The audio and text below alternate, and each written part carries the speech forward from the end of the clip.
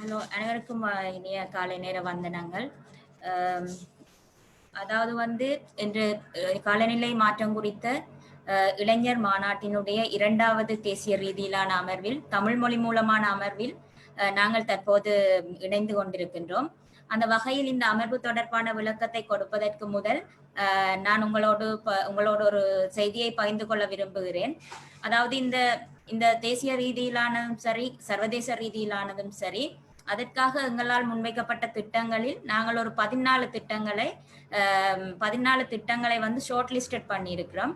அந்த திட்டங்களுடைய அந்த 14 திட்டங்களையும் மேம்படுத்துவதற்கோ, அதனை செயற்திட்டங்களை எங்களுடைய நாடுகளில் மேற்கொள்வதற்கோ, அதற்கான சந்தர்ப்பங்களை வழங்கும் முகமாக நாங்கள் உங்களிடமே அதை வாக்கு மூலம் தெரிவு செய்வதற்காக பகிர்ந்துள்ளோம்.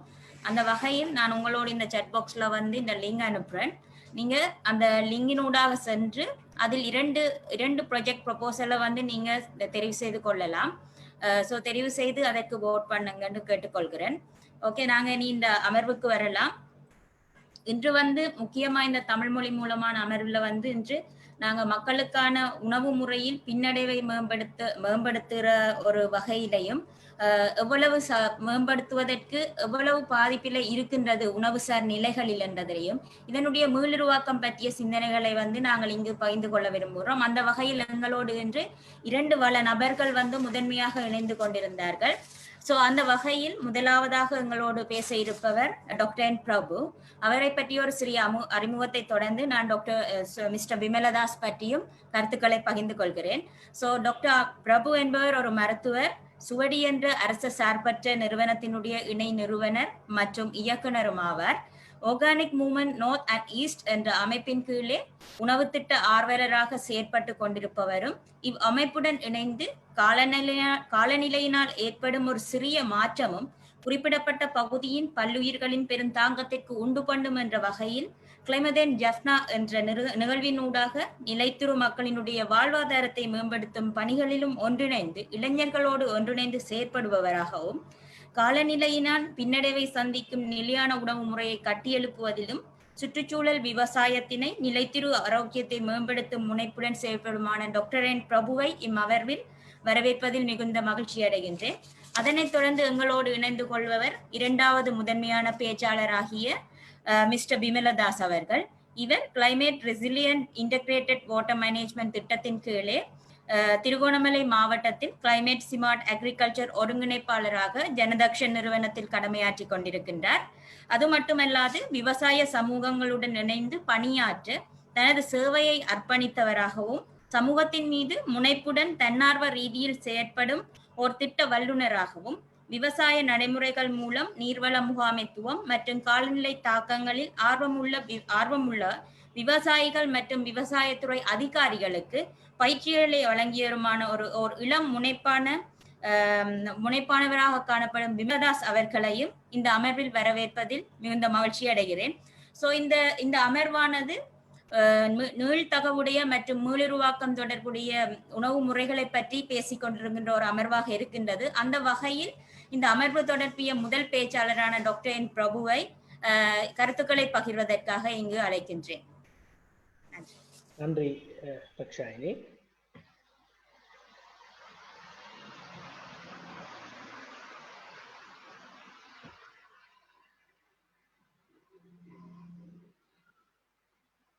என்னுடைய இந்த நிகழ்த்துக்கு நீங்கள் பார்வையிடக்கூடியதாக இருக்கும் என நினைக்கிறேன். ஸ்லைட்ஸை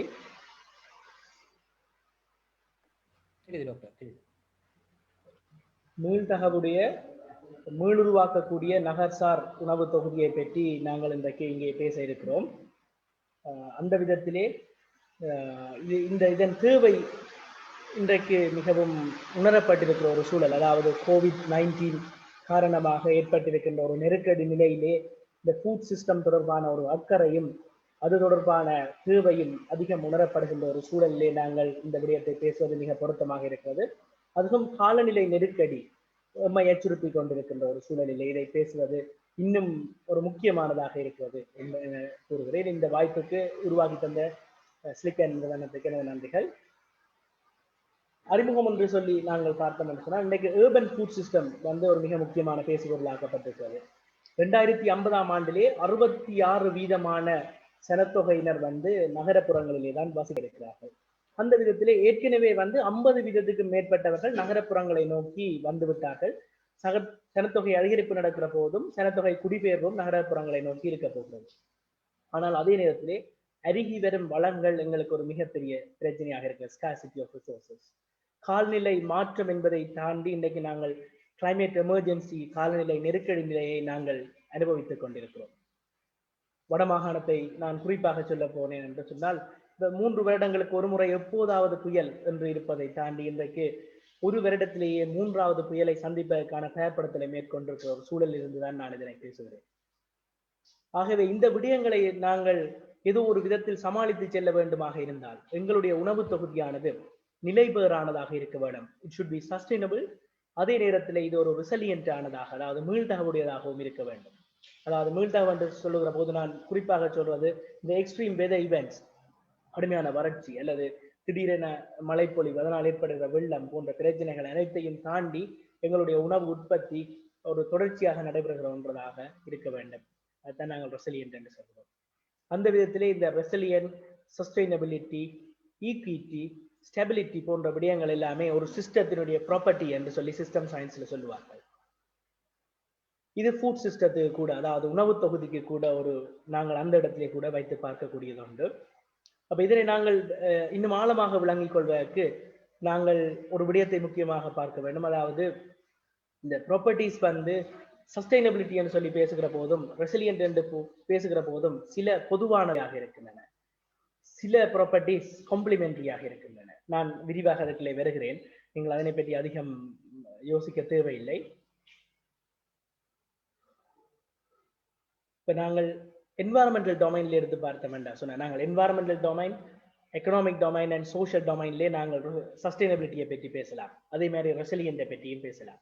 என்வாரன்மெண்டல் டொமைன் ஒரு சூழலியல் பரப்பிலே நாங்கள் பார்த்தோம் என்று சொன்னால் 2 விடயங்கள் 2க்கும் பொதுவானதாக இருக்கிறது. அதாவது உணவு இந்த இழப்பினை வந்து நாங்கள் குறைத்துக் கொள்வது, உணவு வேஸ்ட், உணவு மீதமாக்கி வேஸ்டாக போறதையும் நாங்கள் குறைத்துக் கொள்ளலாம் என்றது. அடுத்தது கிரீன் ஹவுஸ் கேஸஸ் உடைய எமிஷனை குறைத்துக் கொள்வது. இது அதாவது நான் R&S என்று குறித்திருப்பது ஒன்று சஸ்டைனபிள் ஃபுட் சிஸ்டம், மற்றது ரெசிலியன்ட் ஃபுட் சிஸ்டம். இது 2க்கும் பொதுவானதாக இருக்கிறது என்று சொல்கிறார்கள்.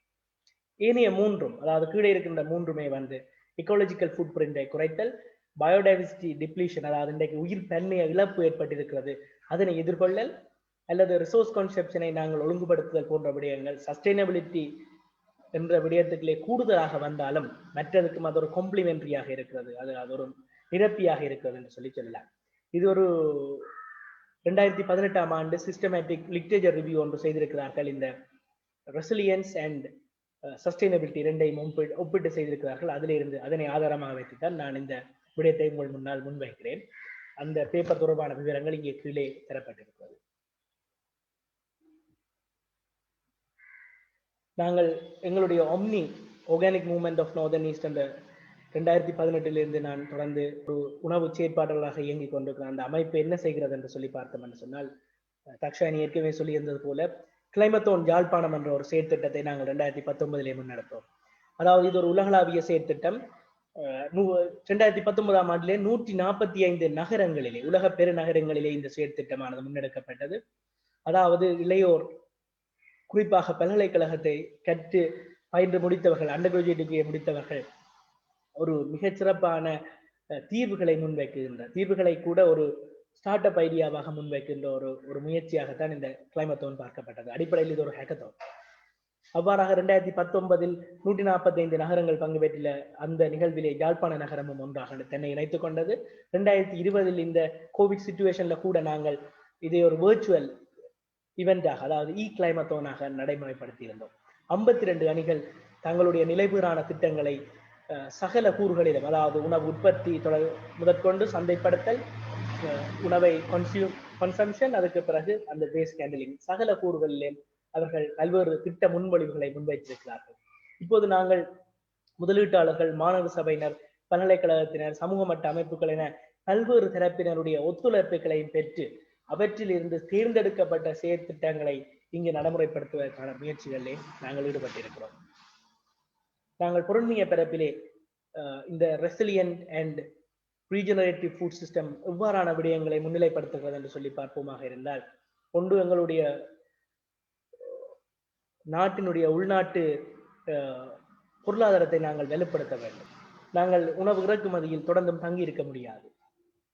Reduction of supply chain distance, இன்றைக்கு சப்ளை செயின் டிஸ்டன்ஸ் உலகளாவியதாக இருக்கிறது. மிக நீண்ட என்ன சொல்ற வளங்கள் சங்கிலி இன்றைக்கு இருக்கிறது. அதில் மாற்றம் தேவை என்றது உணரப்பட்டிருக்கிறது. ஐரோப்பிய நகரங்களில் பெரும்பாலானவை தங்களுடைய அந்த நீண்ட வளங்கள் சங்கிலியை இயலுமான அளவுக்கு குறுகியதாக கொண்டு வருகின்றன. தங்களுடைய ரீஜனுக்குள்ளே அதை மட்டுப்படுத்த முயல்கிறார்கள், அல்லது தங்களுடைய நாடு, ஈவன் சில நகரங்கள் தங்களுடைய நகரப்பரப்புக்குள்ளேயே அந்த உணவு சங்கிலியை உணவு வளங்கள் சங்கிலியை மட்டுப்படுத்துவதற்கு முயற்சி செய்கிறார்கள். அது போன்ற ஒரு முயற்சி நமக்கு அவசியமாக இருக்கிறது. லோக்கல் ஃபுட் ப்ரொடக்ஷனுக்கு நாங்கள் கூடிய முக்கியத்துவம் கொடுக்க வேண்டும். அந்த உணவு உற்பத்தி கூட ஒரு டைவர்ஸ் சோர்சஸ்ல இருந்து வரக்கூடியதாக, தனியே ஒரு பாரிய தோட்டங்களை நம்பியோ அல்லது தனியே சிறு விவசாயிகளை நம்பி இருக்காமல் பலவிதமான இடங்களிலிருந்து அந்த உணவு உற்பத்தி செய்யப்படக்கூடியதாக இருக்க வேண்டும். அதாவது அந்த இடத்திலே தான் நாங்கள் ஏர்பன் அண்ட் பெரிய ஏர்பன் ஃபார்மிங் எங்களுக்கு மிக முக்கியமானது என்பதை நாங்கள் வலியுறுத்துகிறோம். அந்த விதத்திலே எக்கனாமிக் டொமைனில் எங்களுடைய வேலை என்னன்னு சொன்னால், ஒம்னியுடைய வேலை என்ன என்று பார்த்தோம் என்றால், நாங்கள் இயற்கை வழி வேளாண்மையை பரவலாக ஊக்குவிக்கிறோம். குறிப்பாக சொல்ல வேண்டும் என்று சொன்னால், நெல் உற்பத்தி பெரிய அளவிலே வடமாகாணத்திலே நடக்கிறது. அதனை இயற்கை வழியிலே எவ்வாறு செய்ய முடியும் என்பதை நாங்கள் மிக முக்கியமாக கவனம் எடுத்திருக்கிறோம்.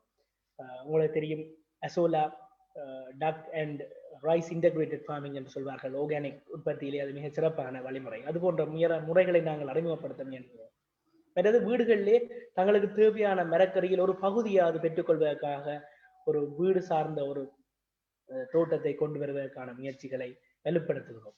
நகர்சார் சமூக தோட்டங்கள், இப்போது ஏர்பன் டுவெலர்ஸுக்கு போதுமான நிலப்பரப்பு இல்லை. ஆகவே ஒரு பொதுவான நிலப்பரப்பை கண்டுபிடித்து அந்த இடத்திலே அவர்கள் வேற இறுதி நாட்களிலோ அல்லது மாலை நேரங்களிலோ ஒன்று கூடி பலர் ஒன்று சேர்ந்து ஒரு கோஆபரேட்டிவ் ஃபார்மிங் அல்லது ஒரு கம்யூனிட்டி ஃபார்மிங் என்ற ஒரு முறைமையை கொண்டு வருவதற்கான முயற்சிகளை நாங்கள் ஊக்குவிக்கின்றோம்.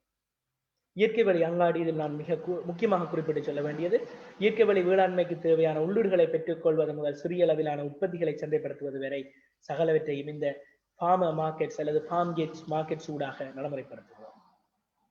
சோஷியல் டொமைன்ஸ்லேயே நாங்கள் குறிப்பாக அறிவு சார்ந்த வேலைகள் மற்றும் கெப்பாசிட்டி டெவலப்மெண்ட் மிக அவசியமானதாக இருக்கிறது. அது தொடர்பாக நாங்கள் கவர்னன்ஸ், நல்லாட்சி தொடர்பாகவும், அதாவது டிசாஸ்டர் ரிஸ்க் ரிடக்ஷனிலே எவ்வாறு ஒரு கவர்னன்ஸ் சிஸ்டத்தை டெவலப் பண்ணுறது என்பது தொடர்பாகவும் பேச வேண்டியிருக்கிறது. அந்த விதத்திலே நாங்கள் சோஷியல் டொமைனில் ஒம்னியினுடைய வேலைகளை பற்றி பார்ப்போமானால், களப்பயணங்கள், பண்ணை பயில்களங்கள். இது களப்பயணங்கள் என்ற போது இந்த மாலை நேரங்களிலே ஒவ்வொரு பண்ணைகளுக்கு ஒரு விவசாயிகள் குழுவாக சென்று தங்களுடைய ஒரு அனுபவ பரிமாற்றத்தைத்தான் நாங்கள் களப்பயணங்கள் என்று சொல்கிறோம். பண்ணை பயில்களங்கள் ஒரு வார இறுதி நாளிலே 2 நாட்களாக ஒரு முழு நாள் செயற்பாடுகளாக நடைபெறுவதை நாங்கள் பண்ணை பயில்களாக. இது எல்லாமே ஒரு கோ லேர்னிங் எக்ஸ்பீரியன்ஸ், அதாவது ஒருவரிடமிருந்து ஒருவர் கற்றுக்கொள்வதற்கான ஒரு வாய்ப்பு. அதே நேரத்தில் எக்ஸ்பர்ட்ஸ் கூட அதில் இணைந்து கொண்டார்களா இருந்தால் அவர்களிடமிருந்து ஒரு knowledge exchange, knowledge skills and attitude எக்ஸ்சேஞ்சுக்கான ஒரு வாய்ப்பு இருக்கிறது. கிளைமத்தோன் உரையாடல்கள் என்ற ஒரு விடயத்தை நாங்கள் இந்த வருடத்திலே ஆரம்பித்திருந்தோம். 9 உரையாடல்களை தொடர்ந்து அடுத்த வாரம் 10வது உரையாடல் இடம்பெற இருக்கிறது. அதிலே நாங்கள் இந்த காலநிலை மாற்றம் சார்ந்த துறை சார்ந்த நிபுணர்கள், செயற்பாடுகளை உள்ளிட்டு விவசாயிகளும் பொதுமக்களும் கருத்துக்களை கேட்டறிவதற்கான வாய்ப்புகளை உருவாக்கியிருக்கிறோம். இதனை விட பப்ளிகேஷன்ஸ் என்ற அடிப்படையிலே இந்த இயற்கை வேளாண்மை சம்பந்தமான நாலேஜ் சம்பந்தமான விடயங்களை உள்ளடக்கிய ஏர்முனை நூல் கூட வெளியிடப்பட்டிருக்கிறது. ஆக இது எங்களுடைய ஒரு பிராந்திய ஒரு பிரதேச மட்டத்துக்கான முயற்சியாக இருக்கிறது. ஆர்கானிக் மூவ்மென்டுடைய முயற்சி இந்த ரெசிலியன்ட் அண்ட் ரீஜெனரேட்டிவ் ஃபுட் சிஸ்டத்தை உருவாக்குவதற்கான ஒரு முயற்சி. ஆனால் இது இன்றைக்கு உலக அளவிலே மிக பெரிய அளவிலே ஒழுங்கமைக்கப்பட்டிருக்கிறது. நீங்கள் அறிந்திருப்பீர்கள், ரீஜெனரேஷன் இன்டர்நேஷனல் என்கின்ற அமைப்பு இந்த எங்களுடைய இது போன்ற பல்வேறு முயற்சிகளுடைய ஒரு கூட்டு முயற்சியாக இன்றைக்கு உலக மட்டத்திலே அதனுடைய ஒரு முகமாக தோற்றம் பெற்றிருக்கிறது. ஏற்கனவே ஆர்கானிக் மூவ்மெண்ட், அதாவது ஐஃபோம் ஆர்கானிக்ஸ் இன்டர்நேஷனலுடைய தலைவராக இருந்தவர் 2017 இந்த ரீஜெனரேஷன் இன்டர்நேஷனல் வருகின்ற போது அதனுடைய தலைவராக பொறுப்பேற்று இன்றைக்கு அது ஒரு பல்வேறுபட்ட ஆல்டர்னேட்டிவ் ஃபார்மிங் அண்ட் ஃபுட் சிஸ்டம்ஸ்களை உள்ளடக்கிய ஒரு பொது கட்டமைப்பாக வளர்ந்து வந்து கொண்டிருக்கிறது. அப்ப அவர்களுடைய நோக்கம் அல்லது மிஷன் என்னவாக இருக்கிறது என்று சொல்லி பார்த்தோம் என்று சொன்னால், promote, facilitate and accelerate the global transition to regenerative food and farming and land management for the purpose of restoring climate stability. அதாவது அவர்கள் 3 விடயங்களை முக்கியமாக பேசுகிறார்கள். ஒரு கிளைமேட் ஸ்டெபிலிட்டி, அதாவது உலகளவிலே இந்த பட்டினியை நாங்கள் முழுமையாக நிறுத்துவது, அத்துடன் அழிந்து போயுள்ள சிதைந்து போயுள்ள சமூக சூழலியல் பொருளாதார கட்டமைப்புகளை மீள வெளிப்படுத்துவது, அதாவது future farming system will be a regenerative one என்றதை மிக அத்தியாவசியமாக பேசப்படுகிறது. உலகத்திலே எங்களுடைய நாட்டளவிலும் பல்வேறு அமைப்புகள் அதனை பேசி வருகிறார்கள். ஒவ்வொரு பிரதேசங்களிலும் கிராஸ் ரூட் லெவலில் பல்வேறு செயற்பாட்டு இயக்கங்கள் இதனை வெற்றிகரமாக முன்னெடுத்து வருகிறார்கள். ஆகவே இந்த சந்தர்ப்பத்தில் இணைந்துள்ள உங்களுக்கு இது தொடர்பான மேலதிக கேள்விகளோ சந்தேகங்களோ இருக்குமாக இருந்தால் நீங்கள் இப்போ இங்கே நேரடியாக கேட்கலாம், அல்லது நீங்கள் எனது இமெயிலூடாக என்னை தொடர்பு கொள்ளவும் முடியும். நன்றி தக்ஷன். மிக்க நன்றி டாக்டர் பிரபு. உண்மையில் சுற்றுச்சூழல் சார்ந்த விடயங்களில் எவ்வாறு உணவுகளின் மீதமுள்ள தன்மையை நாங்கள் கட்டுப்படுத்த முடியும் மற்றும் உங்களுடைய பிராந்திய ரீதியிலான செயற்பாடுகள் எவ்வகையில் நடைபெற்று கொண்டிருக்கின்றது இந்த உணவு திட்டங்களில் என்பதை நீங்க மிக தெளிவாக கூறியிருந்தீர்கள். மிக்க நன்றி. எங்களோடு அடுத்த வள நபராக இணைய உள்ள மிஸ்டர் விமலதாஸ் அவர்களை இந்த கருத்து பகிர்வில் இணைந்து கொள்ள கோருகிறேன். நன்றி. அனைவருக்கும் காலை வணக்கம்.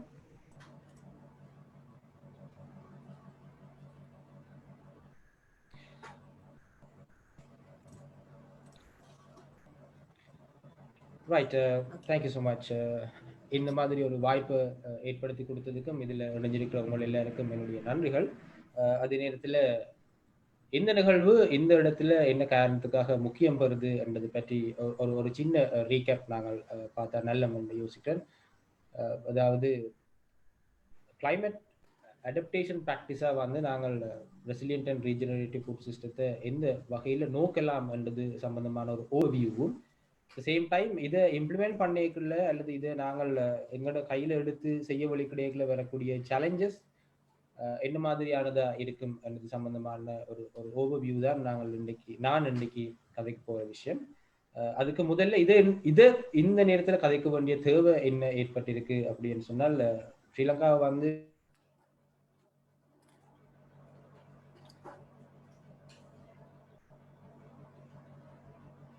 இப்படி இருக்கிற சந்தர்ப்பத்தில் ஏராளமான கிளைமேட்டிக் அல்லது கிளைமேட் கிரைசிஸுக்குள்ள எங்களோட நாடு உட்படுறதுக்கான வாய்ப்புகள் அதிகம் இருக்குது. காரணம் வந்து இலங்கையினுடைய அமைவிடத்தை வந்து நாங்கள் சின்ன வயசுல அது ப்ரைஸ் பண்ணி இருந்தாலும் இப்போ இலங்கை இருக்கக்கூடிய அதனுடைய புவியியல் ரீதியான அமைவிடம் வந்து கிளைமேட் சேஞ்சால வந்து சரியான வல்னரபிளான ஒரு லொக்கேஷன்ல நாங்கள் இருக்கிறோம். ஈக்குவேட்டருக்கு கீழே சதர்ன் ஹெமிஸ்பயர்ல சேம் டைம் இந்தியன் ஓஷன்ல இருக்கக்கூடிய ஒரு தனி ஐலண்டாக இருப்பதால வந்து இது வந்து எங்களுக்கு ஒரு பெரிய சிக்கல். Right. Why resilient, why regenerative in food? And கேட்டால் ஓவராலாக பார்த்தோம்னால் கிளைமேட் சேஞ்சுக்குள்ள ஏற்படக்கூடிய பிரதானமான கிரைசிஸில் ஒன்று வந்து ஃபுட்டுக்கு ஏற்படக்கூடிய பாதிப்பு. அதாவது உணவு பாதுகாப்பாக இருந்தாலும் சரி, உணவு சுய தற்சார்பாக இருந்தாலும் சரி, சவரனிட்டியோ செக்யூரிட்டி ரெண்டுமே வந்து சிக்கலக்கூடிய அல்லது நேரடியாக பாதிப்புக்குள்ளாகக்கூடிய விஷயங்களாக கருதப்படும் கிளைமேட் சேஞ்சால ஏற்படக்கூடிய கிரைசிஸ். சேம் டைம் கிளைமேட் சேஞ்சை ஏற்படுத்தக்கூடிய காரணிகள்ல ஒரு முக்கியமான காரணி வந்து இந்த உணவுகளை உற்பத்தி செய்யறதுக்கான அல்லது உணவு உற்பத்தி அந்த செயின்ல அல்ல அந்த தொகுதியில இருக்கக்கூடிய பல செயற்பாடுகள் வந்து நேரடியாக வந்து கிளைமேட் சேஞ்சுக்கான இம்பாக்ட்ஸை கொடுக்கக்கூடியதா இருக்குது. இது வரைக்கும் உலகத்தில் இருக்கக்கூடிய சகல விதமான உணவு உற்பத்தி பொறிமுறைகளும் வந்து கிட்டத்தட்ட 90% கிளைமேட் சேஞ்சை வந்து நேரடியாக கிளைமேட் சேஞ்சில் அல்லது காலநிலை மாற்றத்தில் நேரடியாக செல்வாக்கு செலுத்துகிற வகையில் வந்து அமைஞ்சிருக்குது. Next slide please.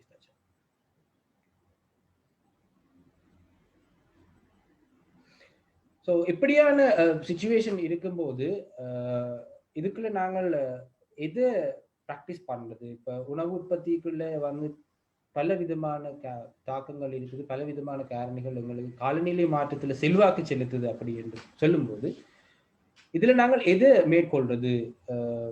மாறுறதா அல்லது இருக்கிறதுக்குள்ள எங்களை நாங்கள் இயப்படுத்தி கொள்றதா என்பதுதான் இருக்கிற சேலஞ்ச். மாற்றக்கூடியதா இருக்குமா என்று கேட்டால் என்னை பொறுத்த வரைக்கும் மாற்றுறது வந்து கஷ்டம்.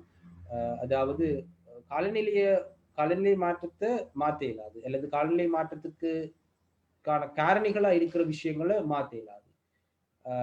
ஒரு தனி நபராலேயோ ஒரு சமூகத்தாலேயோ அல்லது ஒரு தனி நாடாலேயோ வந்து இது செய்ய முடியாது. அப்ப யார் செய்யலாம் அல்லது என்ன மாதிரியான மாற்றம் இதுல ஏற்படும் சொல்லி சொன்னால் ஒட்டுமொத்த உலகத்தில் இருக்கக்கூடிய சகல நாடுகளும் சேர்ந்து இதுக்கான ஒரு மாற்றத்தை கொண்டு வரணும். உண்மையில சொல்ல போனா அதுக்கான ஒரு வாய்ப்பு குறையும். அப்ப what is the best option, what is the next option? Adaptation. எதை அடாப்ட் பண்ணி கொள்ளலாம்னா எக்ஸிஸ்டிங்கா இருக்கிற இந்த சிச்சுவேஷனுக்குள்ள எங்களுக்கு ஒரு கிவன் கண்டிஷன் தந்திருக்காங்க. Climate has change and it is changing. அப்ப இதுக்குள்ள நாங்கள் என்ன செய்யலாம் என்றால் எங்களோட அடாப்டபிலிட்டியை இன்க்ரீஸ் பண்ணி கொள்ளலாம். ஒன்று ரெசிலியன்ட் என்று சொல்றது doctor Prabhu he has explain very well. இது வந்து தி கெப்பாசிட்டி டு ரிகவர். இருந்த ஒரு சிச்சுவேஷன் மாறிட்டுது, எங்களுக்கு முதல்ல இருந்த மாதிரி இல்லை. குளோபல் டெம்பரேச்சர் மாறி இருக்குது, same time sea surface temperature மாறி இருக்குது. there are cyclones, there are intensive rainfalls, there are prolonged drought periods ன்னு சொல்லி இப்போ எல்லா விஷயமுமே வந்து கொஞ்சம் கொஞ்சமா மாறிக்கொண்டு போகுது. அப்ப இப்படி கொஞ்சம் கொஞ்சமா அந்த விஷயங்கள் மாறிக்கொண்டு போகக்குள்ள இதுக்குள்ள நாங்கள் எந்த வகையில ரீகவர் ஆகிறது என்றதுதான் அந்த ரெசிலியன்ட் வந்து மீன் பண்ற விஷயமா இருக்கு. அதை விட உண்மையில முதல்ல இருந்த நிலைமை எங்களுக்கு கொண்டு வர இயலுமான்னு கேட்டா no, we can't bring back what it was, how it was earlier. அப்ப இருக்கிற கண்டிஷனுக்குள்ள எங்களை நாங்கள் அடாப்ட் பண்ணி கொண்டது, எங்களோட ப்ராக்டிசஸ்ல சேஞ்சஸ் கொண்டு வரது தான் சர்வைவலுக்கும் சஸ்டைனபிலிட்டிக்குமான ஒரு வழியா இருக்கு. ஸோ ரீஜெனரேட்டிவ் பார்த்தோம்னா அது வந்து ஒரு சைக்கிளிக் ப்ரோசஸா இருக்கிறது வந்து எங்களுக்கு பெஸ்ட் ஆப்ஷன். ஒரு ரீஜெனரேட்டிவான ஃபுட் சிஸ்டம் நாங்கள் வச்சிருக்கோம்னா லீனியரானதா இருக்கிறத விட சைக்கிளிக்கா இருக்குமா இருந்தால் then it is very well sustained. அதுக்குள்ள வந்து நாங்கள் கோப் அப் பண்ணிக்கொள்ளலாம். ரிஃப்யூஸ், ரிடியூஸ், ரீசைக்கிள், ரீயூஸ், ரீபர்பஸ்ன்னு சொல்லி 4R, 5R, 6R நிறைய விதமான ப்ராக்டிசஸ் இருக்கு. அதுல வந்து நாங்கள் இதுக்குள்ள என்கேஜ் பண்ணிக்கொள்ளலாம். இதுல இருக்கிற ஒரு அட்வான்டேஜ் என்னன்னா ஏதாவது ஒரு விஷயத்தின் வேஸ்ட் வந்து எங்களுக்கு இன்னொரு விஷயத்தின் இன்புட்டா இருக்கும். அதால எங்களுக்கு சஸ்டைனபிலிட்டி வந்து நீண்ட தூரம் போறதுக்கான வாய்ப்பு இருக்குது. அடாப்டேஷன் ப்ராக்டிசஸ்ல நாங்கள் ரீஜெனரேட்டிவான ஒரு சிஸ்டத்தை ப்ராக்டிஸ் பண்ணுவோமா இருந்தா. Next slide please.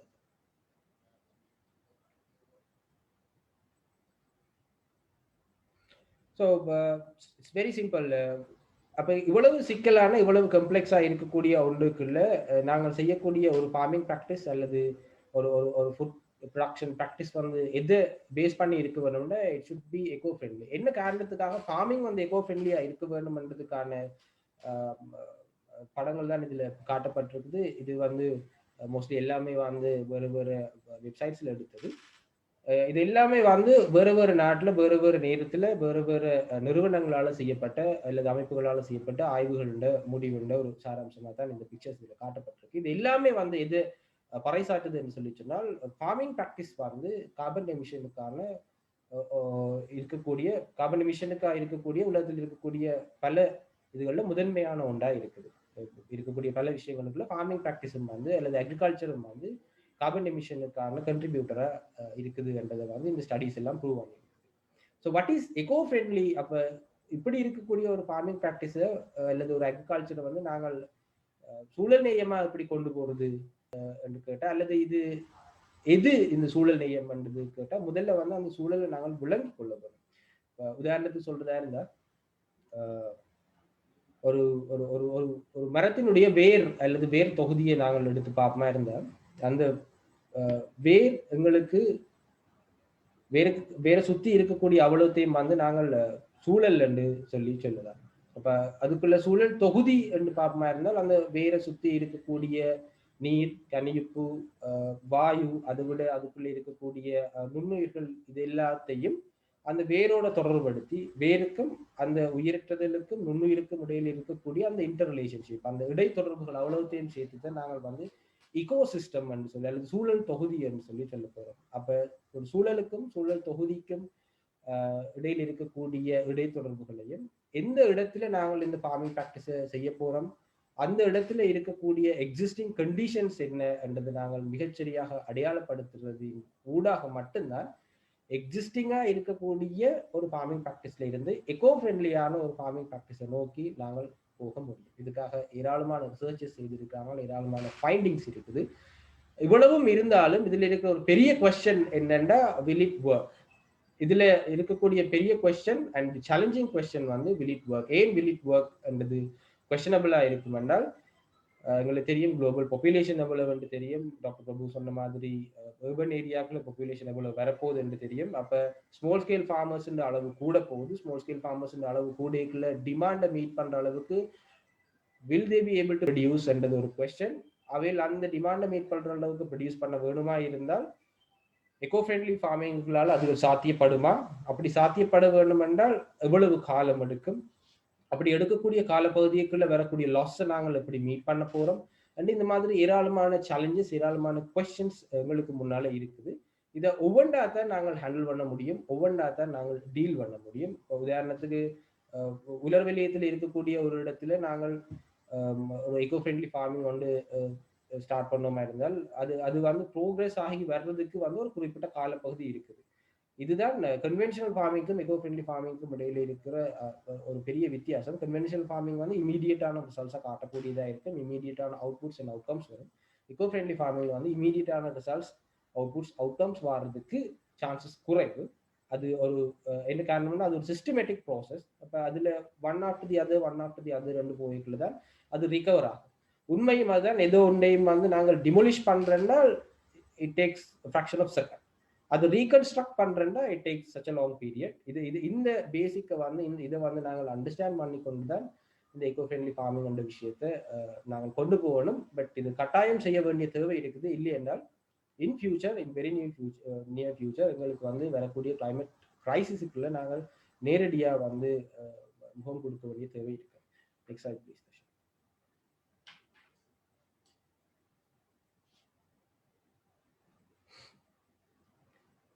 ஸோ உண்மையில் இந்த ப்ரெசன்டேஷன் செய்யக்குள்ள எனக்கு வழங்கப்பட்ட ஒன்று தான் என்னுடைய பர்சனல் எக்ஸ்பீரியன்ஸஸ் யாகுன்றதோட இதில் பார்ட்டிசிபேட் பண்ணுறது எல்லாரும் வந்து mostly யூத்ன்றதால give them an idea to engage themselves. இதுக்குள்ள எங்கேயாவது ஒரு பிஸ்னஸ் மாடலையோ அல்லது ஏதாவது ஒரு ஸ்டார்ட் அப்பையாவே செய்யறதுக்கான ஒரு விஷயமா இதை கொண்டு போக முடியுமான்னு கேட்டிருந்தாங்க. அந்த வகையில தான் நான் இதை ப்ரெசென்ட் பண்றேன். அப்போ இவ்வளவு சேலஞ்ச் இருக்கக்கூடிய விஷயத்துக்குள்ள ஒரு ஒரு ஒரு புது ஆளா நான் வந்து போய் எந்த ஃபார்மிங் ப்ராக்டிஸ் வந்து ஸ்டார்ட் பண்றதா இருந்தால் முதல்ல நான் எங்க இருக்கிறேன் என்றதை கண்டுபிடிக்க வேண்டும். இப்போ இவ்வளவு கம்ப்ளெக்ஸான சிஸ்டத்துக்குள்ள நான் ஒரு பிரைமரி ப்ரொடியூசராக இருக்க போறேன்னா அல்லது பிரைமரி கன்சியூமராக இருக்க போறேன்ன்றது எனக்கு தெரியல. என்னட்ட என்ன இருக்குது, நான் செய்ய போற விஷயங்களுக்குள்ள என்னென்ன அடங்கி இருக்குது, எது எதெல்லாம் இல்லை, அது நான் எங்க எடுத்துக்கொள்ளலாம்ன்றதுக்கான ஒரு பேசிக் ஒரு டேட்டா பேஸ் உண்டு அல்லது ஒரு பேசிக்கான ஒரு அண்டர்ஸ்டாண்டிங் வந்து எங்களுக்கு தேவை. இது எல்லாத்தையும் விட முக்கியமானது நான் செய்ய போறது ஒரு டெக்னாலஜி இன்டர்வென்ஷனா அல்லது டெக்னிக் இன்டர்வென்ஷனான்றது சரியா அடையாளப்படுத்தி கொள்றது. உதாரணத்துக்கு சொல்றதா இருந்தால் ஒரு ஓச்சாட் ஃபார்மருக்கு ஒரு பழச்செய்கையாளருக்கு வந்து நாங்கள் ஒரு மைக்ரோ இரிகேஷன் சிஸ்டம் கொடுப்போமா இருந்தால் அது வந்து ஒரு டெக்னாலஜியா நாங்கள் பார்க்கலாம். அது அது மற்ற மாதிரி நாங்கள் டெக்னிக்கா பார்க்கறதா இருந்தால் அதை வந்து இரிகேட் பண்ற இன்டர்வெல்ல நாங்கள் ஸ்பிளிட் பண்றது, இரிகேட் பண்றது, அவர் சர்ஃபேஸ் இரிகேஷன் செய்யறாருன்னு சொல்லிச்சுன்னா நாங்கள் ஒரு ட்ராக்ஹோஸை யூஸ் பண்ணி ஒரு இரிகேஷன் மெத்தடை கொடுக்குறதோ அல்லது ஒரு பிக்சர் போட்டு கொடுக்குறதோ வந்து தோஸ் ஆர் டெக்னிக்ஸ். ஒரு சின்ன உதாரணத்துக்கு தான் நான் சொன்னேன். அது மாதிரி எது என்னுடைய இடம்ன்றது அல்லது எதை நான் பின்பற்ற போறேன்ன்றதை சரியா அடையாளப்படுத்தி இருக்கணும். மற்றது நான் போற சிஸ்டம் வந்து ஒரு ஆட்டோ டிரைவ் சிஸ்டமா அல்லது it is driven by someone else, ஒரு தேர்ட் பார்ட்டி வந்து அந்த சிஸ்டத்தை பை பண்ணுதான்றதை வந்து எங்களுக்கு சரியா தெரிஞ்சிருக்கணும். அப்பதான் நான் முடிவெடுக்கலாம். ஒரு எக்கோ ஃப்ரெண்ட்லி ஃபார்மிங் நான் செய்யறதா இருந்தா அல்லது அதுக்குள்ள ஒரு பிசினஸ் மாடல நான் ஸ்டார்ட் பண்றதா இருந்தால் whether am I going to be a driver அல்லது நான் ஒரு பேசஞ்சரா இருக்க போறேன், போய் எக்ஸிஸ்டிங்கா போய் கொண்டிருக்க சிஸ்டத்துல நான் ஒரு பேசஞ்சரா இருக்க போறேன்றதை ஐடென்டிஃபை பண்றது வந்து முக்கியம். The last one is secular or linear. இதுல தான் நாங்கள் கவனிக்க வேண்டிய விஷயம் என்னன்னா, செக்யூலரா இருக்குமா இருந்தால் சஸ்டைனபிலிட்டி கூட, லீனியரா இருக்குமா இருந்தால் ப்ராஃபிட்டபிலிட்டி கூட.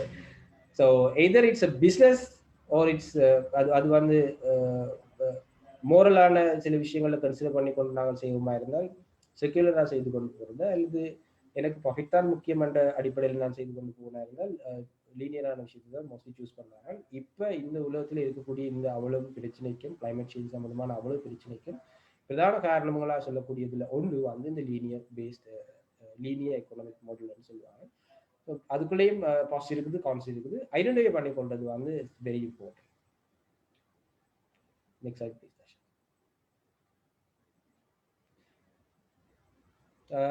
இதுபோல தான் என்னுடைய ப்ரெசன்டேஷனுக்குள்ளே நான் கவர் பண்ணுறதுக்காக ஆசைப்பட்ட விஷயங்கள். இதை விட வந்து ஒரு விஷயத்தை நான் என்னுடைய பர்சனல் எக்ஸ்பீரியன்ஸ் ஷேரிங்கை நான் வந்து சொல்லுவேன். ஃபார்ம் மார்க்கெட் வந்து நாங்கள் இனிஷியேட் பண்ணியிருந்தோம்.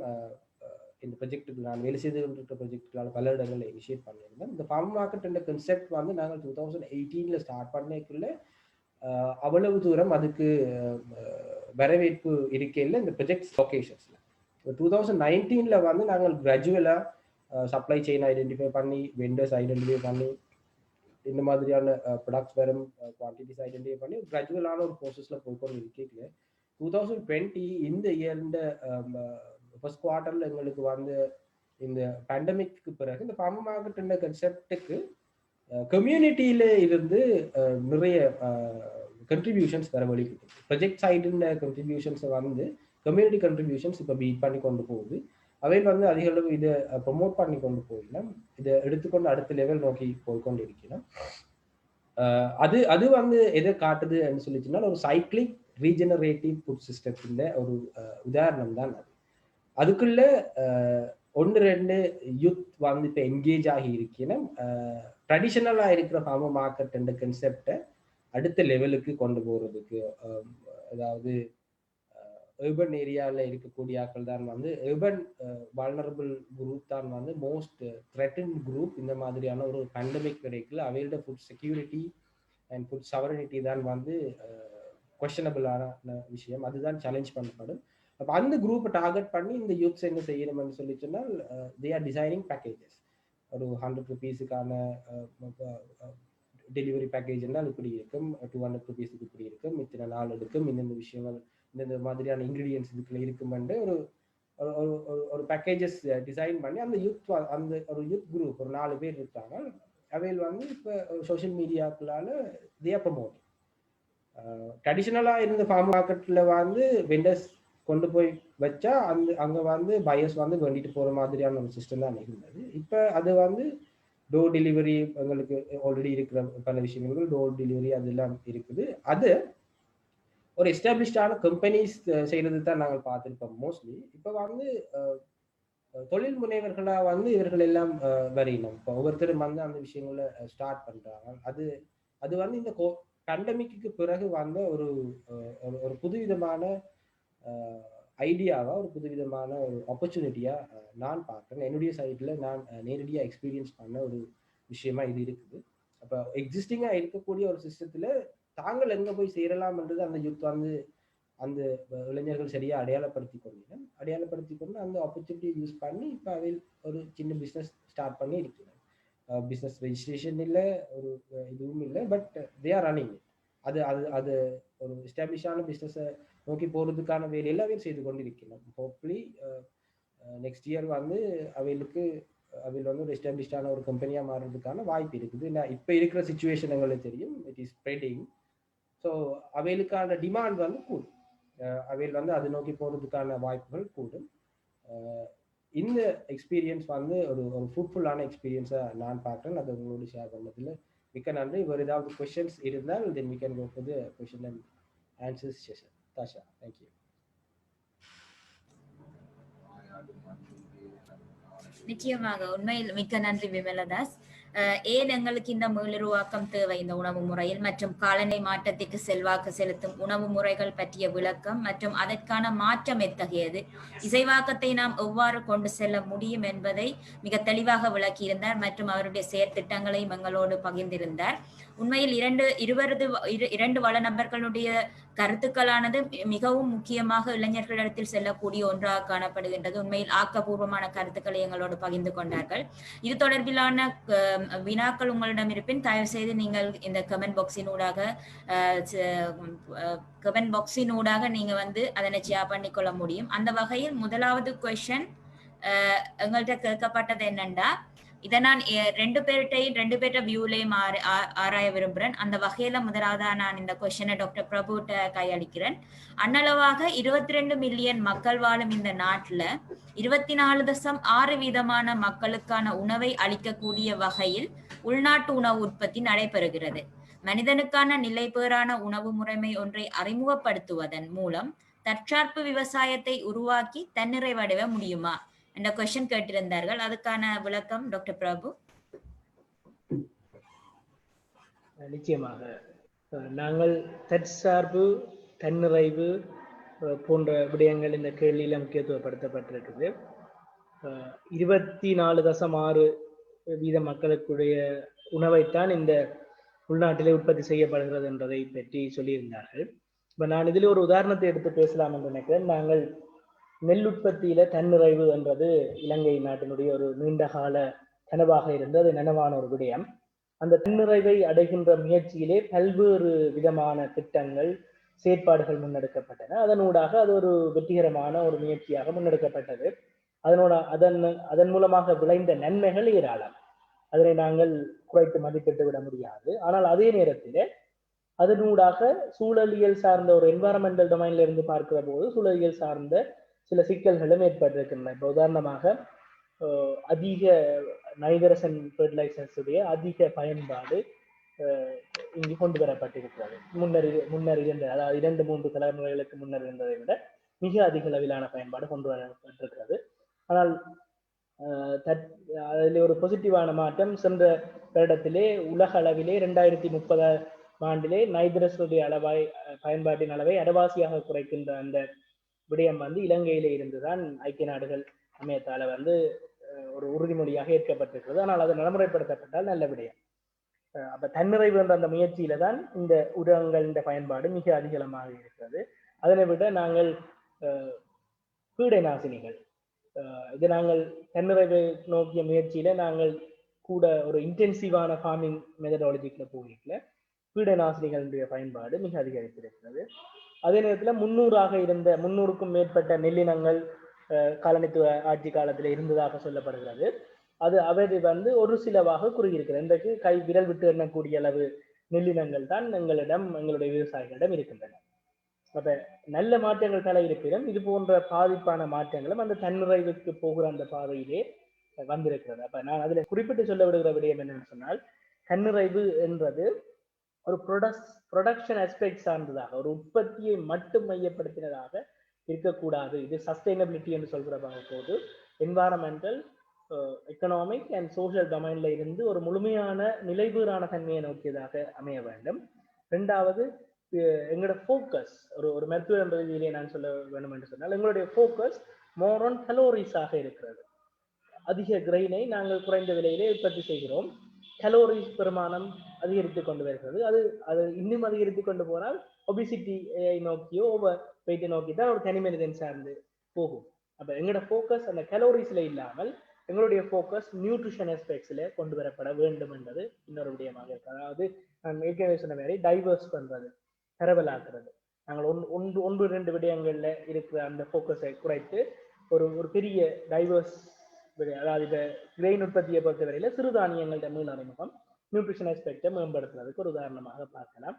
ஆக நாங்கள் சஸ்டைனபிலிட்டி என்றதை கூட தற்சார்பு தன்னிறைவு என்பதற்கு அப்பால சஸ்டைனபிலிட்டி நிலைபேறான தன்மை என்பதற்கு கூடிய ஒரு அழுத்தத்தையும் முக்கியத்துவத்தையும் கொடுக்க வேண்டும் என்று நான் நினைக்கிறேன். ஆனால் நீங்க கேட்ட மாதிரி ஏழுமான அளவுக்கு உள்நாட்டிலேயே முழுமையாக உற்பத்தி செய்வதற்கான முயற்சிகளை மேற்கொள்ளணும். அதுக்குத்தான் நாங்கள் இன்னைக்கு பெரிய ஃபார்மிங் போன்ற விடயங்கள்ல புதிய தொழில்நுட்பங்கள் இருக்கிறது.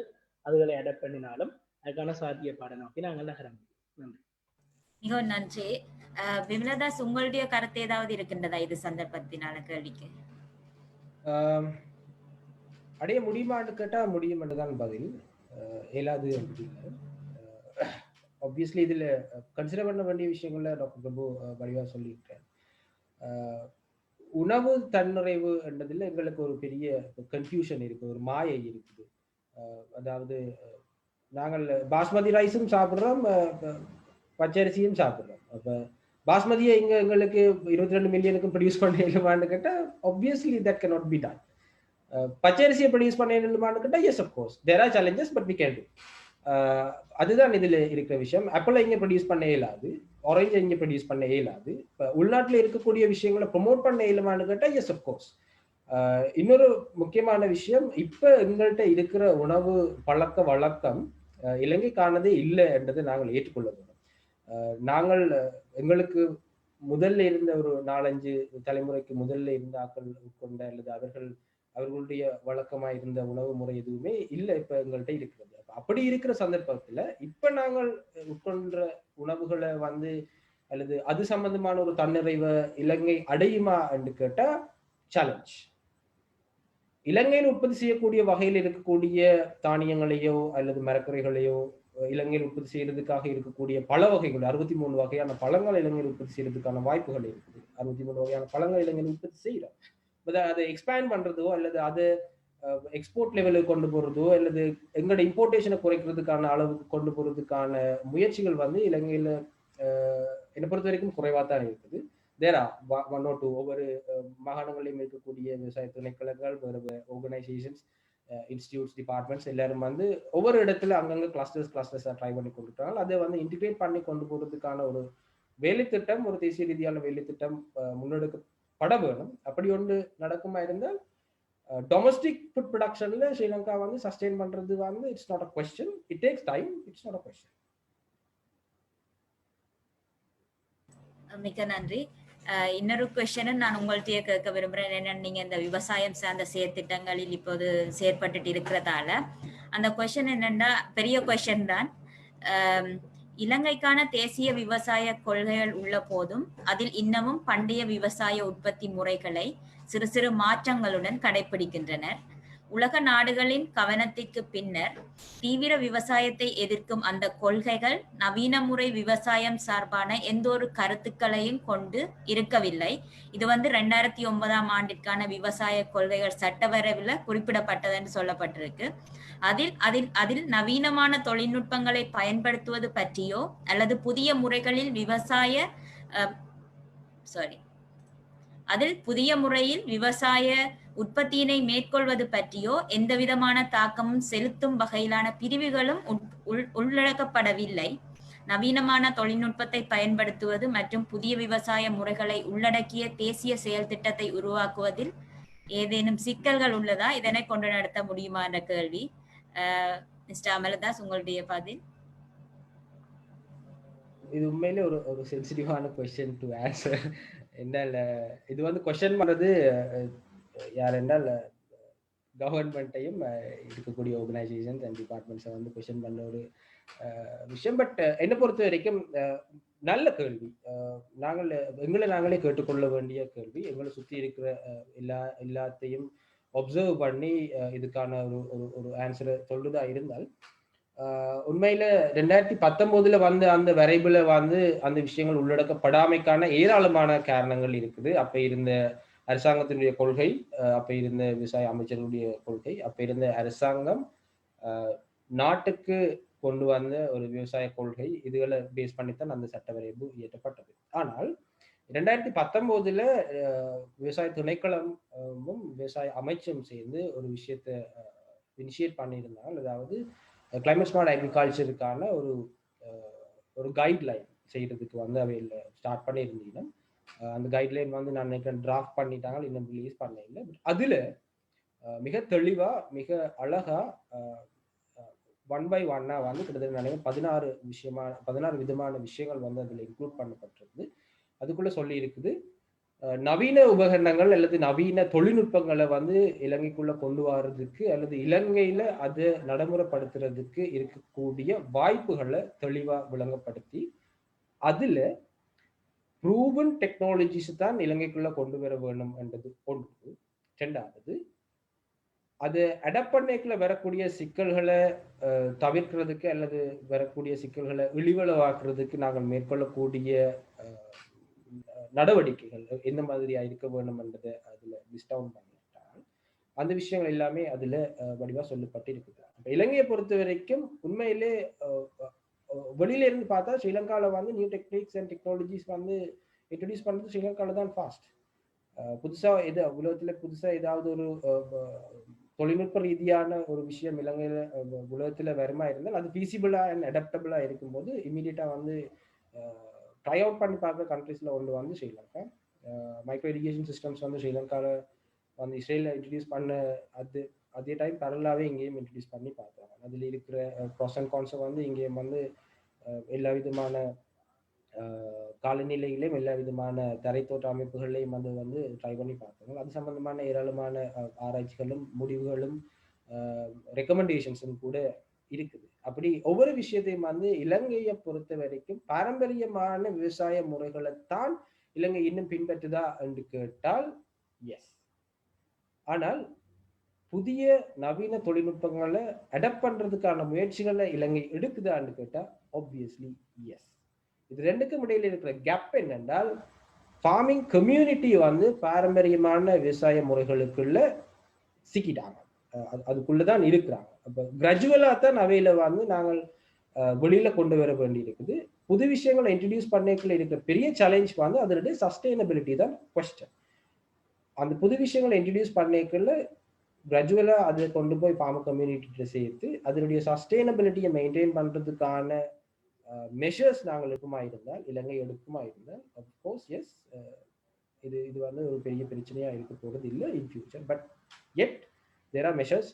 இலங்கை வந்து புதிய தொழில்நுட்பங்களை விவசாயத்துல புதிய தொழில்நுட்பங்களை இன்ட்ரடியூஸ் பண்றதுல ஆர்வம் காட்டுற ஒரு நாடு.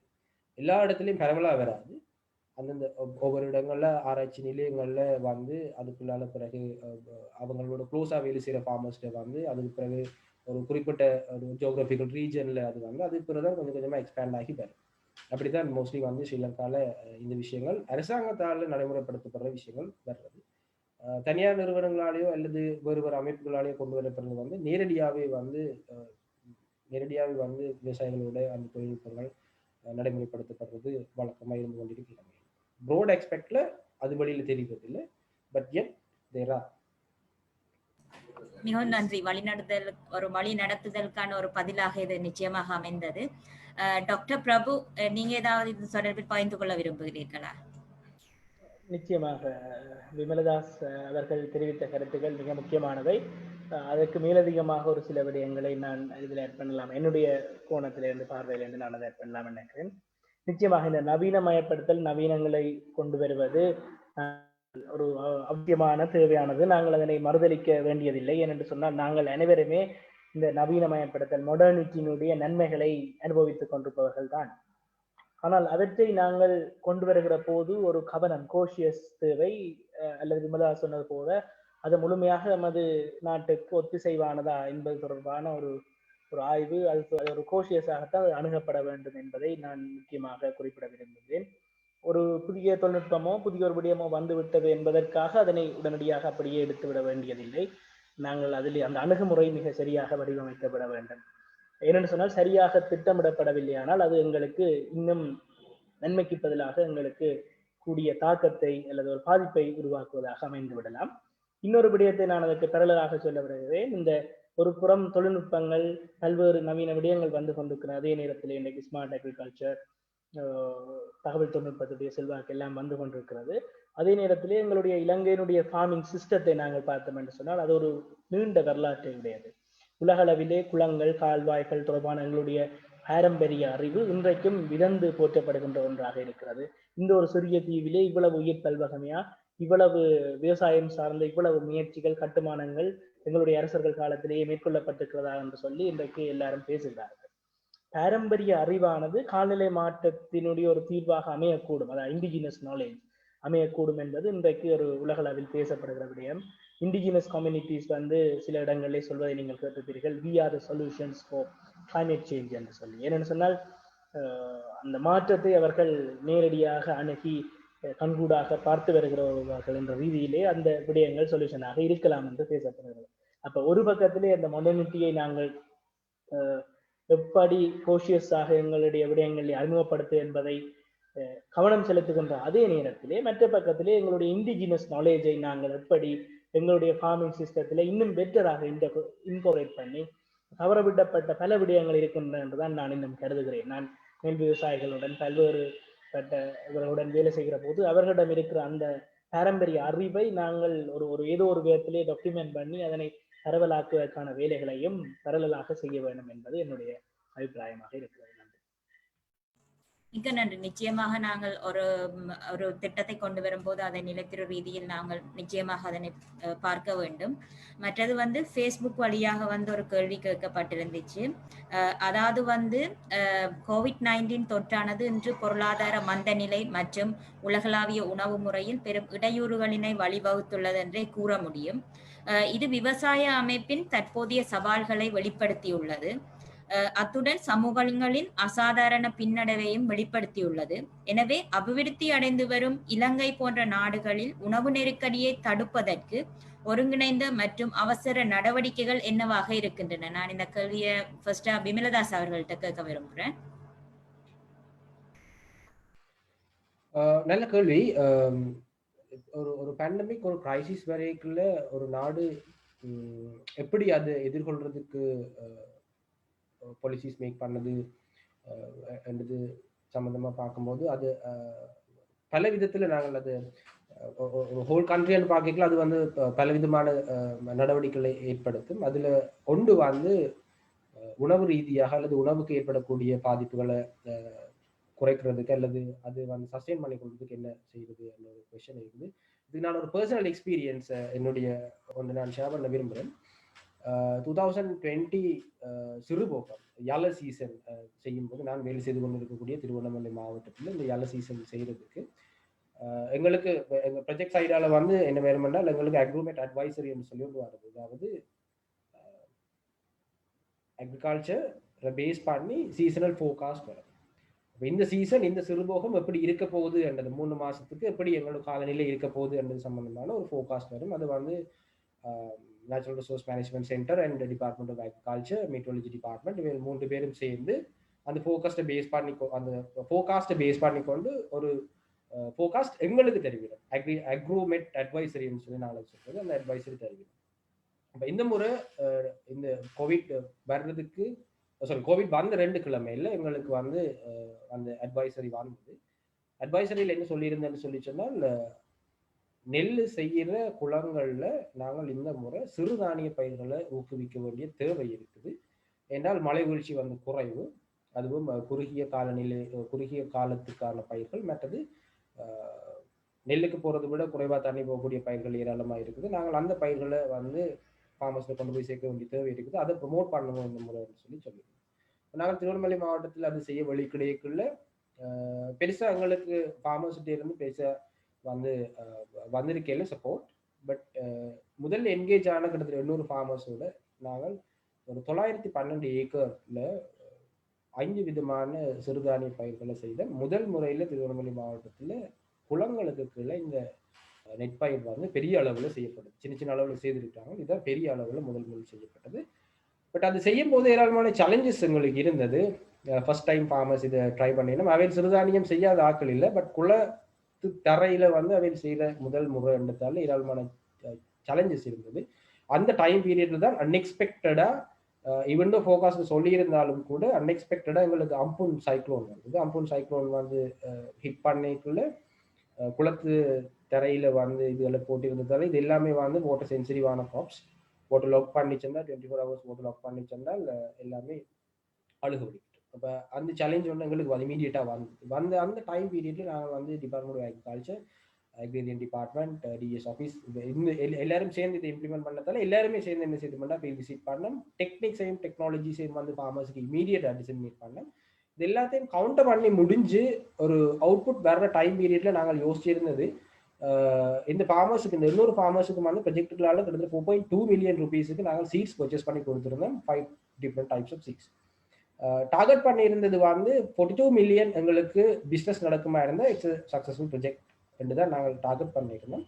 பட் இப்படி ஒரு லாஸ் வந்தது பிறகு நாங்கள் எதிர்பார்த்தது பிரேக் ஈவன் பண்ணுறதுக்கு எங்களுக்கு 10 மில்லியன் போகும். 10 மில்லியனுக்கு பிஸ்னஸ் நடந்தால் it's okay, it's break even அப்படின்றத நாங்கள் நினச்சிருந்தோம். ஃபீல்ட் விசிட்ஸ் எல்லாம் முடிஞ்சு ஹார்வெஸ்டிங் பீரியட்ல தான் இந்த அசம்ஷனுக்கு வாங்குது. அந்த டைம்ல ஹார்வெஸ்டிங் செய்து நாங்கள் ஹானரபிள் கவர்னர்ஸ் வந்திருந்த இந்த ஹார்வெஸ்டிங் டேக்கு அந்த இடத்துல ஒரு ஃபார்மர் தன்னுடைய எக்ஸ்பீரியன்ஸ் ஷேர் பண்ணவர் 1/2 ஏக்கர் காப்பி செய்து 2.5 லட்சத்துக்கு அவர் வித்திருக்கிறார். அரை ஏக்கர்ல அவர் செய்த காப்பி 2.5 லட்சத்துக்கு வித்திருக்கு. பட் அவர் வந்து டிரெக்டா இமீடியட்டா ஃபார்ம் கேட்ல விற்கல. அவர் அதை பிடுங்கி காய வச்சு கட் பண்ணி கொண்டு போய் விற்றதுல அவருக்கு 2.5 லட்சத்துக்கு பிசினஸ் பண்ணிருக்கேன்னு சொல்லி சொன்னார். தேராஃப்டர் நாங்கள் இது வந்து ஒரு பெரிய அவுட்கமா இருக்கும் போல இருக்குன்னுட்டு நாங்கள் இறங்கி அந்த 800 ஃபார்மர்ஸையும் அனலைஸ் பண்ணோம். எவ்வளவுத்துக்கு அவைகளுக்கு ஃபார்ம் கேட் பிசினஸ் நடந்திருக்குது. 82 மில்லியன் ருபீஸ் வந்து ஃபார்ம் கேட் பிசினஸ் நடந்திருக்குது திருகோணமலை டிஸ்ட்ரிக்ட்ல மட்டும். நாங்கள் சீப்படி பர்ச்சேஸ் பண்ணது 4.2 மில்லியன் ருபீஸ், 42 மில்லியன் நாங்கள் டார்கெட் பண்ணியிருந்தோம். 100% successful. But the success the business that had happened in the farm gate is 82 million rupees, almost double. அதுக்கான காரணம் என்னென்றால் இம்போர்ட்டேஷன் இல்லை, ஒரு ப்ரிடிக்ஷன் இருந்தது தான். பக்கத்து நாடுகள் இருந்து எங்களுக்கு மோஸ்ட்லி ஓஎஃப்சி க்ராப்ஸ், ஓஎஃப்சி பால்சஸ் எல்லாம் வருது இந்தியா, பங்களாதேஷ், பாகிஸ்தான். ஸோ இந்த நாடுகளையும் கோவிட் இருக்குது, அங்கே இருந்து எங்களுக்கு வர்றதுக்கான சான்சஸ் குறைவு. கவர்மெண்ட் ப்ரொமோட் பண்ணது இதில் செய்யுங்க. இந்த ஒரு ஃபர்ஸ்ட் டைம் இந்த ஹிஸ்டரி கவர்மெண்ட் வந்து 16 வகையான சிறுதானிய பயிர்களுக்கு கண்ட்ரோல் ப்ரைஸ் கொடுத்துருந்தாங்க. சோளத்துக்கு 50 ரூபா, உளுந்துக்கு 300 ரூபா அப்படி கொடுத்துருந்தாங்க. பட் உளுந்து எல்லாம் வந்து ஃபார்ம் கேட் ப்ரைஸ் வந்து 700 ருபீஸ் போனது. ஃப்ரெஷ் அதை ஹார்வெஸ்ட் பண்ணி ஒரு சிங்கிள் ட்ரை செய்த உளுந்தெல்லாம் 700 ரூபா வந்து ஃபார்ம் கேட் ப்ரைஸ் போனது. So it is a successful story.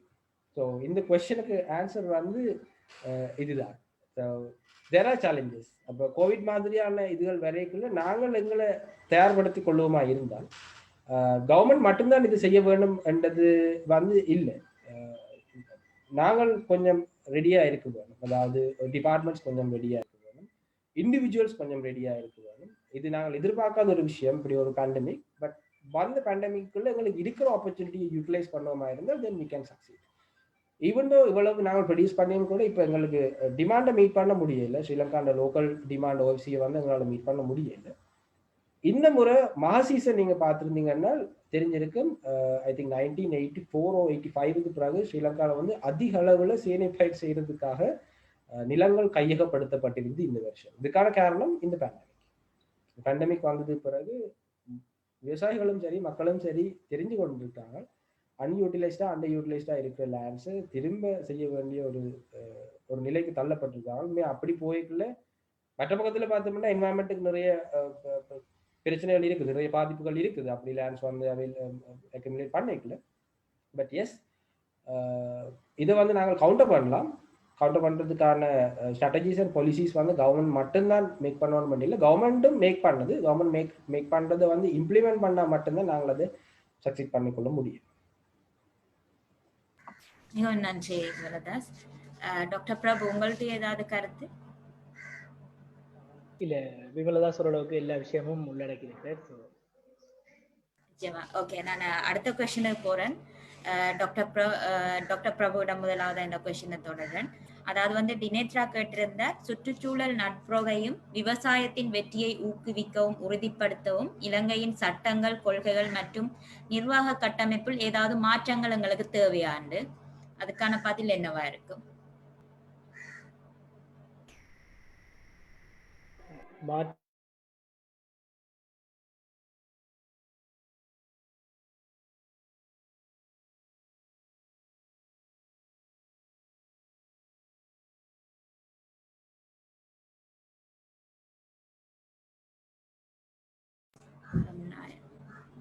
Vimaladas, உங்களால விளங்கிக் கொள்ள முடியுதா? எஸ் டாக்டர், கனெக்ஷன் லாக் தான். சரியா, ப்ளீஸ் நீங்க இதுக்கான விளக்கத்தை சொல்லுங்க, என்ன மாதிரி இருக்கும்? என்ன மாதிரியான மாற்றங்கள் என்று கேட்டால், பாலிசிஸ்ல நிறைய மாற்றங்கள் உருவாக்கப்பட வேண்டும் என்றது இல்ல பதில். ஏன்னா இருக்கிற பாலிசிஸ் வந்து சரியா இம்ப்ளிமெண்ட் பண்ணப்பட வேண்டும் என்றுதான் என்னுடைய பதில். இலங்கையில இருக்கக்கூடிய சட்டங்கள் அல்லது இலங்கையில இருக்கக்கூடிய கொள்கைகள் வந்து உலகத்தரம் வாய்ந்தது. அது நாங்கள் இன்டெப்தா போய் அனலைஸ் பண்றது இல்லை. ஆனா இதுக்கு பெரிய பிரச்சனை என்னென்றால், அது அவ்வளவு வந்து புத்தகத்திலையும் துறைகள்லையும் மட்டுமே முடங்கி கிடக்குது. எதுவுமே வந்து நிலத்துக்கு வந்து அல்லது மக்களுக்கு பயன்படக்கூடிய வகையில வந்து அந்த சட்டங்களும் கொள்கைகளும் வந்து நடைமுறைப்படுத்தப்படுறது இல்லை என்றதுதான் இதுல இருக்க பெரிய சேலஞ்ச்.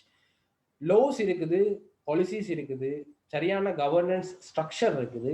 பட் இது எல்லாத்துக்கும் இடையில இருக்கக்கூடிய இன்டிகிரேஷன் மட்டும்தான் குறை.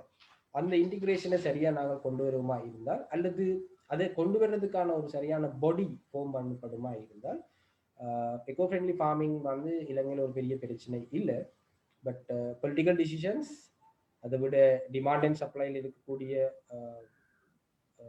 Caps and mindset, business பெரிய பெரிய பிஸ்னஸில் இருக்கக்கூடிய அவங்களுடைய மைண்ட் செட், இது மூணு தான் வந்து இந்த பாலிசிஸையும் லோஸையும் இருக்கக்கூடிய சரியான கவர்னன்ஸ் ஸ்ட்ரக்சரையும் வந்து நடைமுறைப்படுத்த விடாமல் அல்லது சரியான நடைமுறையை கொண்டு வர விடாமல் தடுக்கிற விஷயங்கள்லாம் நான் பார்க்குறேன். என்னை பொறுத்த வரைக்கும் பெரிய சேஞ்சஸ் தேவையில்லை. எக்கோ ஃப்ரெண்ட்லியான ஒரு சஸ்டைனபிளான எக்கோ ஃப்ரெண்ட்லியான ஒரு ஃபார்மிங்கை ஸ்ரீலங்காவில் கொண்டு வர்றதுக்கு பெரிய சேஞ்சஸ் தேவையில்லை. தேர் ஆர் மெனி லோஸும் இருக்குது, பாலிசிஸும் இருக்குது, இம்ப்ளிமெண்டேஷன் மட்டுமே இல்லை. தேங்க்யூ, மிக்க நன்றி. டாக்டர் பிரபு, விமலதாஸ் ஃபுல்லாகவே கவர் பண்ணிட்டாரன்னு நினைக்கிறேன் இந்த கொஷனுக்கான ஆன்சரை. பட் தினேத்ராவால் இன்னொரு கொஷன் ஸ்பெஷலாக உங்கள்கிட்ட கேட்கப்பட்டிருந்துச்சு. அதாவது வந்து please can you explain more about urban and peri urban farming and how it would look like in Sri Lanka. So இதுக்கான உங்களோட ஆன்சர் என்னவா இருக்குது? நான் முதல் கேள்வியில இருந்த ஒரு விஷயத்தை எடுத்துட்டு சொல்றேன். இந்த ஃபுட் சிஸ்டம், நாங்கள் பாலிசிஸ் அண்ட் கவர்னன்ஸ் என்று சொல்லி பேசுகிற போது என்வாரன்மெண்டல் எக்கோ ஃப்ரெண்ட்லி ஃபார்மிங்குக்கும் அப்பால நாங்கள் ஃபுட் சிஸ்டம் தொடர்பாக, சஸ்டைனபிள் ஃபுட் சிஸ்டம் தொடர்பாக நாங்கள் கருத்தில் எடுத்தோம் என்று சொன்னால், நாங்கள் அதில் ஒரு பெட்டர் கவர்னன்ஸ் மெக்கானிசத்தை பில்ட் பண்ணுறது சாத்தியம். நாங்கள் இன்றைக்கு மேற்குலகில், ஐரோப்பாவில், அமெரிக்க நாடுகளில் நாங்கள் பார்த்தோம் என்று சொன்னால் அந்த சிட்டி ஃபுட் கவுன்சில்ஸ் எனப்படுகிற ஒரு முறைமை இருக்கிறது. அதாவது தனியே ஒரு தரப்பினரோ ஒரு சில தரப்பினரோ தீர்மானிக்காமல் ஃபுட் தொடர்பான முடிவுகள் எல்லாம் வந்து ஒரு சிட்டி ஃபுட் கவுன்சிலில் community representatives, business representatives, government representatives எல்லாரும் இருந்து பேசி தீர்மானிக்கிற ஒரு முறைமை இருக்கிறது. அதுபோல இது உள்ளூராட்சி மன்றங்கள் அல்லது நகர சபைகளிடமே அது போன்ற ஒரு முறைமைகள் உருவாக்கப்பட்டால் அது மிக வினைத்திறனான ஒரு விடயமாக இருக்கும் என்றது. மற்றது விமலதாஸ் ஏற்கனவே சொல்லியிருந்த மாதிரி தான் பாலிசிஸ்ல இருக்கிற பல விடயங்கள் நாங்கள் அமுல்படுத்துறதுல கணக்க தடங்கல்கள் இருக்கிறது. அதுகள் களையப்பட்டாலே பல மாற்றங்கள் வரும்.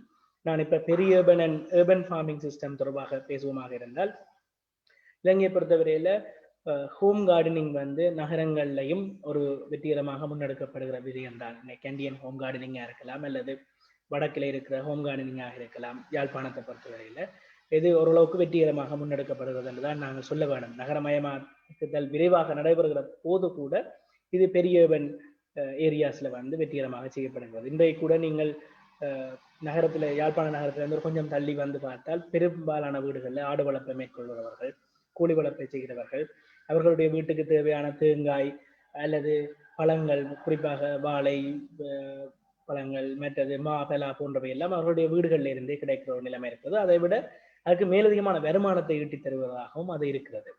மற்றது முருங்கை போன்ற பல்லாண்டு தாவரங்கள், அகத்தி, கீரை வகைகள் எல்லாமே வந்து அவர்கள் தங்களுடைய வீட்டு சூழலில் இருந்தே பெற்றுக்கொள்கிறார்கள். ஈரப்பலா போன்ற பல்வேறு விடயங்களை நாங்கள் குறிப்பிட்டு சொல்லலாம்.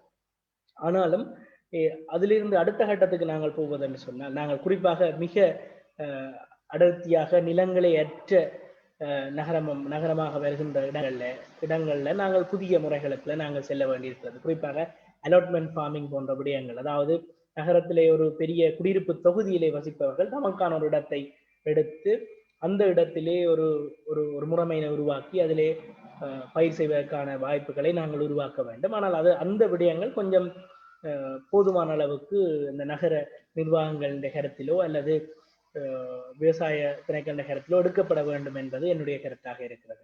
அதாவது கம்யூனிட்டி கார்டன்ஸ் அல்லது அலாட்மெண்ட் ஃபார்மிங் என்று சொல்லப்படுகின்ற விடயங்களுக்கான தேவை அதிகரித்து கொண்டு வருகிறது. ஸோ நாங்கள் அதையும் எதிர்காலத்திலே மேம்படுத்த வேண்டும்.